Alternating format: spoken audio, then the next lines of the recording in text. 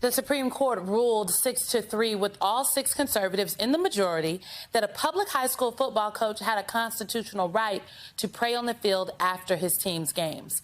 Now, the ruling follows the Roberts Court's pattern of holding up religious rights, and it goes against years of precedent where the court has held that students could not be pressured to participate in religious activities. Here to walk us through the court's decision, NBC News Justice correspondent Pete Williams. So, Pete, what was each side actually arguing in this case? Well, the ruling is a victory for this former assistant football coach in Bremerton, Washington. He made a practice of praying very visibly on the 50-yard line immediately after games.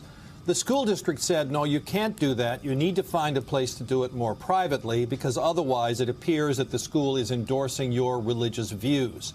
He eventually lost his job. The school did not renew his contract, and he sued. But today, by a vote of 6-3, the court said the school was wrong.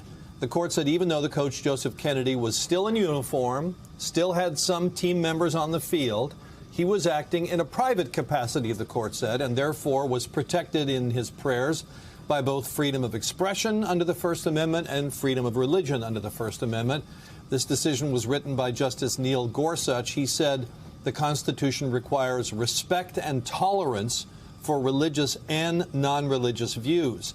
The dissenters here, the 3 dissenters, Justice Stephen Breyer, Sotomayor, and Sonia Sotomayor and Elena Kagan, said that his praying was anything but private and risked coercing students into joining him, but the majority said there just wasn't enough evidence of coercion. So, as you noted, this is a further erosion of the separation of church and state, but it doesn't appear that it opens the door to teacher-led prayer in the classroom because the essence of the court decision is saying he was acting in a private capacity because it was basically not acting in his official duties.